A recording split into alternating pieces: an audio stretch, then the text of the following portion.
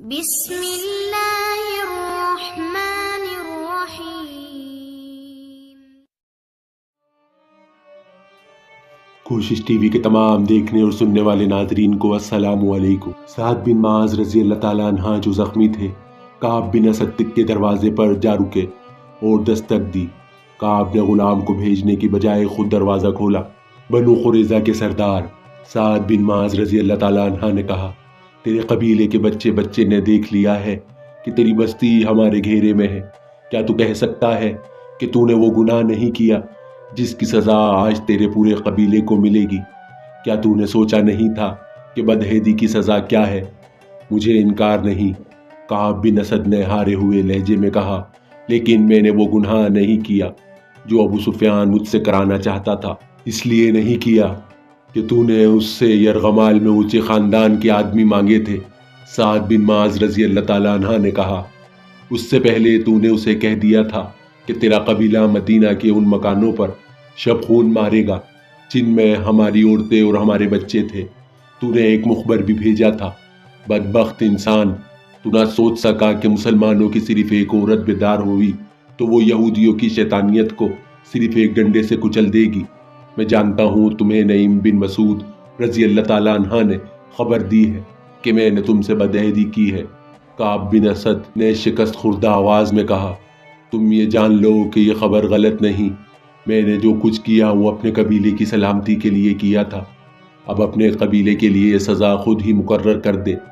سعد بن معاذ رضی اللہ تعالیٰ عنہ نے کہا، تو جانتا ہے کہ معاہدہ توڑنے اور قبیلے کو کیا تاوان دینا پڑتا ہے۔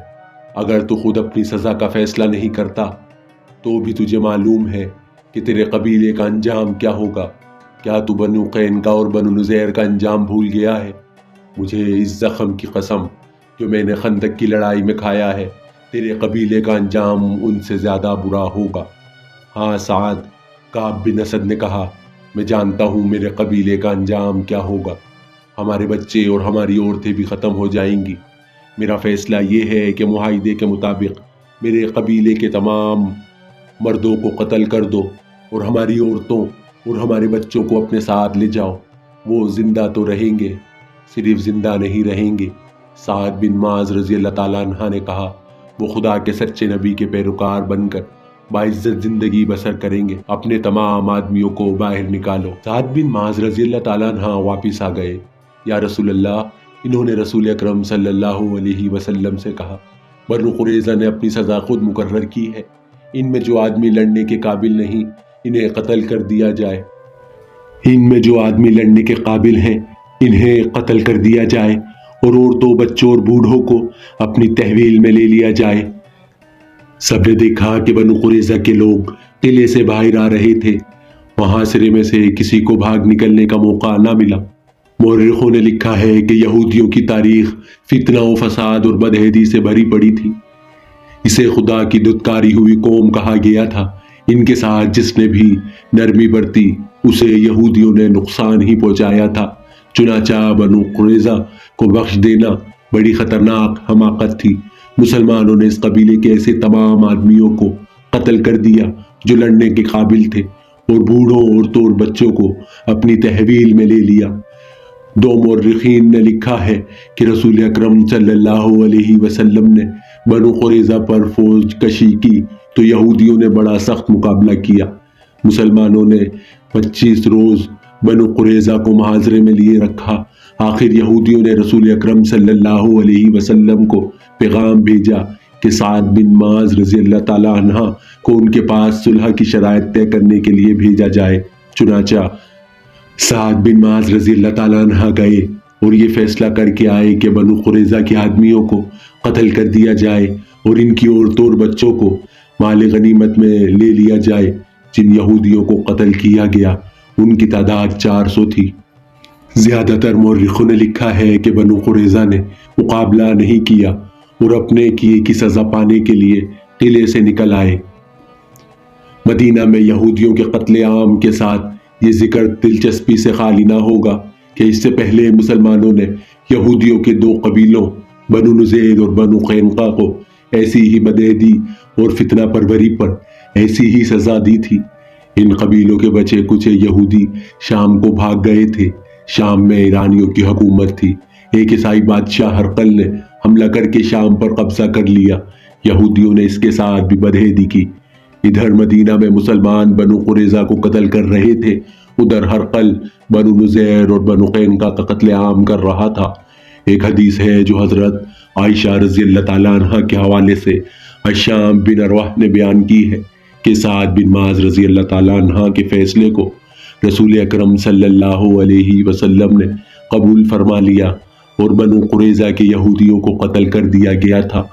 ہشام بن عروہ نے یہ بھی کہا کہ ان کے والد بزگوار نے انہیں یہ واقعہ سنایا تھا کہ سعد بن معاذ رضی اللہ تعالیٰ عنہ کو سینے میں برچھی لگی تھی۔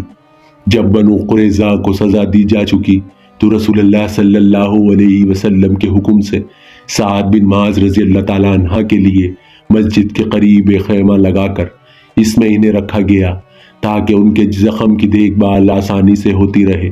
سعد بن معاذ رضی اللہ تعالیٰ عنہ اس خیمے میں لیٹ گئے، لیکن اٹھ بیٹھے اور انہوں نے خدا سے دعا مانگی کہ ان کی ایک ہی خواہش ہے کہ ہر اس قوم کے خلاف لڑے جو اللہ کے رسول کو سچا نبی نہیں مانتی، مگر لڑائی ختم ہو چکی ہے۔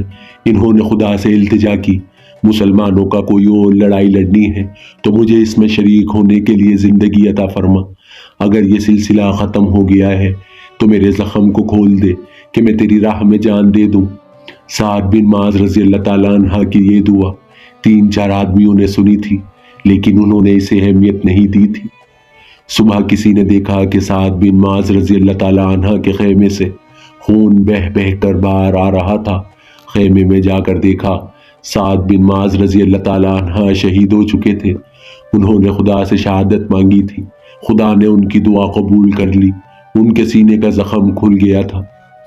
بنو قریظہ کی تباہی کی خبر مکہ پہنچی تو سب سے زیادہ خوشی ابو سفیان کو ہوئی۔ خدا کی قسم، بنو قریظہ کو اس بدعہدی کی سزا ملی ہے جو اس کے سردار کعب بن اسد نے ہمارے ساتھ کی تھی۔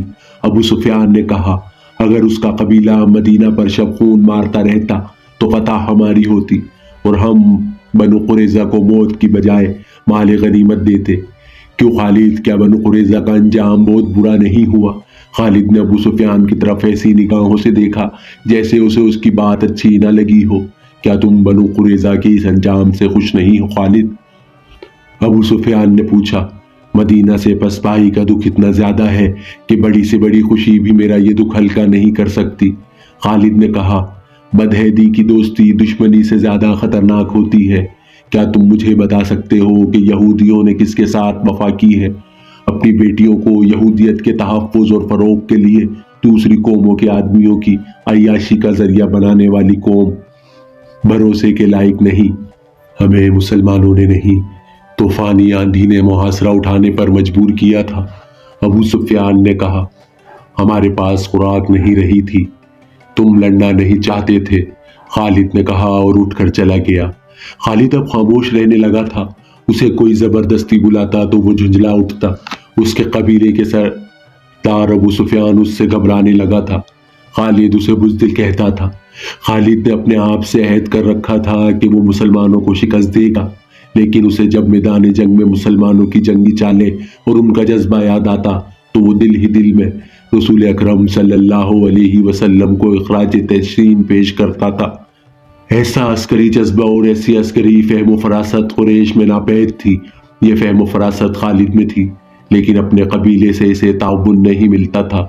آج جب وہ مدینہ کی طرف اکیلا جا رہا تھا تو اسے معرکہ خندق سے پسپائی یاد آ رہی تھی۔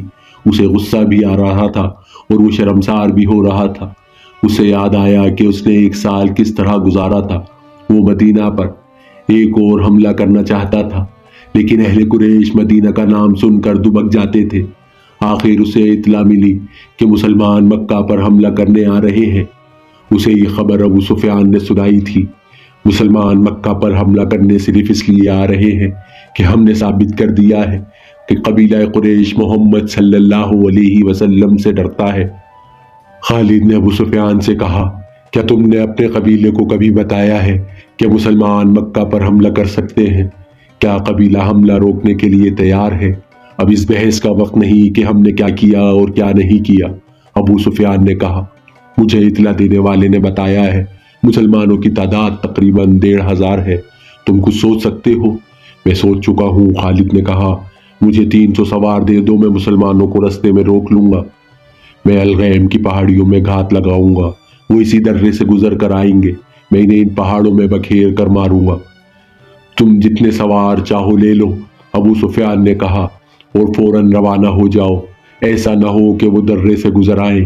خالد کو آج یاد آ رہا تھا کہ اس خبر نے اس کے جسم میں نئی روح پونک دی تھی۔ اس نے اسی روز 300 سوار تیار کر لیے تھے۔ مسلمانوں کی تعداد 1400 تھی، ان میں زیادہ تر نفری پیادہ تھی۔ خالد خوش تھا کہ اپنے سواروں کی قیادت اس کے ہاتھ میں ہے۔ اب ابو سفیان اس کے سر پر سوار نہیں تھا، سب فیصلے اسے خود کرنے تھے۔ وہ مسلمانوں کو فیصلہ کن شکست دینے کے لیے روانہ ہو گیا۔ خالد کچھ دیر آرام کر کے اور گھوڑے کو پانی پلا کر چل پڑا تھا۔ اس نے گھوڑے کو تھکنے نہیں دیا تھا۔ مکہ سے گھوڑا آرام آرام سے چلتا آیا تھا۔ خالد بڑی مضبوط شخصیت کا آدمی تھا۔ اس کے ذہن میں خواہش کم اور ارادے زیادہ ہوا کرتے تھے۔ وہ ذہن کو اپنے قبضے میں رکھا کرتا تھا، مگر مدینہ کو جاتے ہوئے ذہن اس پر قابض ہو جاتا تھا۔ یادوں کے تھپیڑے تھے جو اسے طوفانی سمندر میں بہتی ہوئی کشتی کی طرح پٹخ رہے تھے۔ کبھی اس کی ذہنی کیفیت ایسی ہو جاتی جیسے وہ مدینہ بہت جلدی پہنچنا چاہتا ہو، اور کبھی یوں جیسے اسے کہیں بھی پہنچنے کی جلدی نہ ہو۔ اس کی آنکھوں کے آگے منزل سیراب بن جاتی اور وہ دور ہی دور ہٹتی نظر آتی تھی۔ گھوڑا اپنے سوار کے ذہنی خلشار سے بے خبر چلا جا رہا تھا۔ سوار نے اپنے سر کو جھٹک کر گرد و پیش کو دیکھا۔ وہ ذرا بلند جگہ پر جا رہا تھا۔ افق سے احد کا سلسلہ کو اور اوپر کو اٹھتا نظر آتا تھا۔ خالد کو معلوم تھا کہ کچھ دیر بعد ان پہاڑیوں کے قریب سے مدینے کے مکان ابھرنے لگیں گے۔ اسے ایک بار پھر خندق اور پسپائی یاد آ رہی تھی۔ اسے مسلمانوں کے ہاتھوں 400 یہودیوں کا قتل بھی یاد آیا۔ بنو قریظہ کی اس تباہی کی خبر قریش کا سردار ابو سفیان سن کر بہت خوش ہوا تھا، مگر خالد کو نہ خوشی ہوئی نہ افسوس ہوا تھا۔ قریش یہودیوں کے فریب کاریوں کا سہارا لے کر محمد صلی اللہ علیہ وسلم کے پیروکاروں کو شکست دینا چاہتے تھے۔ خالد کو خیال آیا۔ اس نے اپنے ماتھے پر ہاتھ پھیرا جیسے اس کا خیال کو ذہن سے صاف کر دینا چاہتا ہو۔ اس کا ذہن پیچھے ہی پیچھے ہٹتا جا رہا تھا۔ گھنٹیوں کی ترنم آوازیں اسے ماضی سے نکال لائیں۔ اس نے دائیں بائیں دیکھا، بائیں طرف وسیع نشیب تھا۔ خالد اوپر اوپر جا رہا تھا۔ نیچے 4 اونٹ چلے آ رہے تھے۔ اونٹ ایک دوسرے کے پیچھے تھے۔ ان کے پہلو میں ایک گھوڑا تھا۔ اونٹوں پر 2 عورتیں، چند بچے اور 2 آدمی سوار تھے۔ اونٹوں پر سامان بھی لدا ہوا تھا۔ گھوڑ سوار بوڑھا آدمی تھا۔ اس کی رفتار تیز تھی۔ خالد نے اپنے گھوڑے کی رفتار کم کر دی۔ اونٹوں کا یہ مختصر سا قافلہ اس کے قریب آ گیا۔ بوڑھے گھوڑ سوار نے اسے پہچان لیا تھا۔ سفر آسان ہو ولید کے بیٹے، بوڑھے نے بازو بلند کر کے لہرایا اور بولا، نیچے آ جاؤ، کچھ دور اکٹھے چلیں گے۔ خالد نے گھوڑے کی لگام کو ایک طرف جھٹک دیا اور ہلکی سی ایڑ لگائی۔ گھوڑا نیچے اتر گیا۔ ہاں، خالد نے اپنا گھوڑا بوڑھے کے گھوڑے کے پہلو میں لے جا کر خوشی کا اظہار کیا اور کہا، ابو جریج، اور یہ سب تمہارا خاندان ہے؟